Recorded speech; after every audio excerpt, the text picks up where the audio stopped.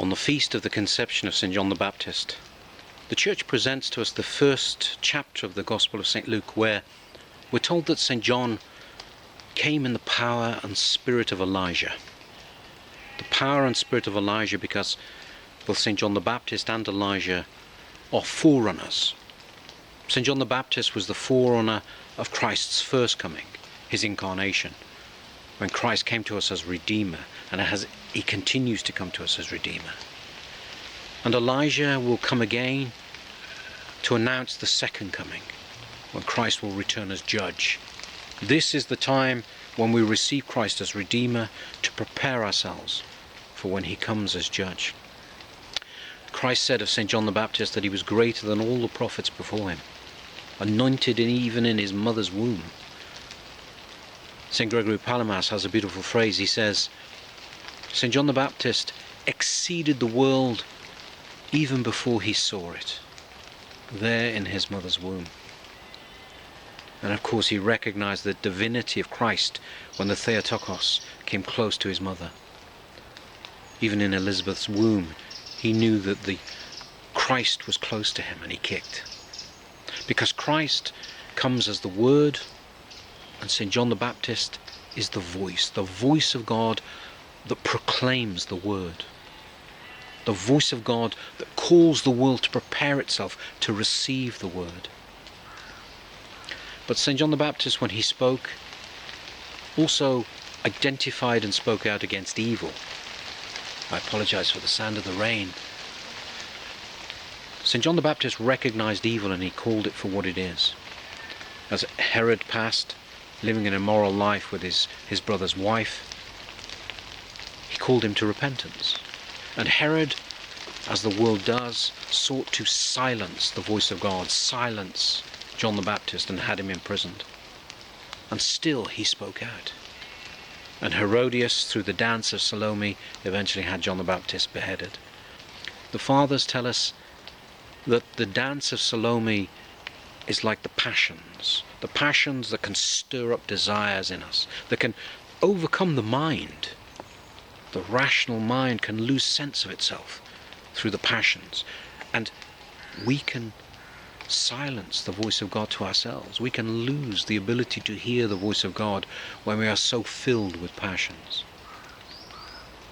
He is the voice of God, and he says, the voice of one crying out in the wilderness. St. John the Baptist goes out into the wilderness to call us to repentance, to prepare ourselves through repentance. He says, make the path straight, the path to our heart where Christ can dwell. We prepare our hearts through repentance that Christ will come to us as Redeemer.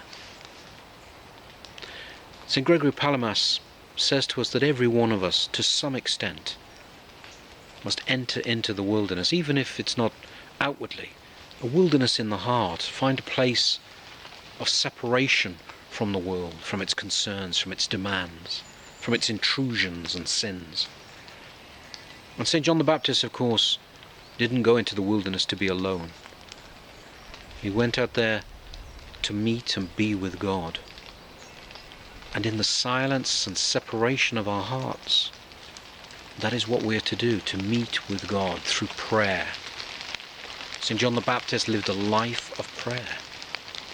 It isn't enough that we imitate the externals of St. John the Baptist's life. St. John, who lived out in the wilderness eating locusts and wild honey. And we should remember locusts and wild honey means locusts were fruit, wild honey was a form of wild plant, like a herb, that the desert fathers also ate.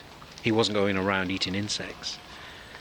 But he went out humbly, without shelter, with few clothes, little food. We who have so much need to, yes, be grateful for all that we have, but also recognize that we, our lives and who we are, do not consist. We are more than all of these things. This material wealth, this material comfort, we are more than this. We are born to be in communion with God.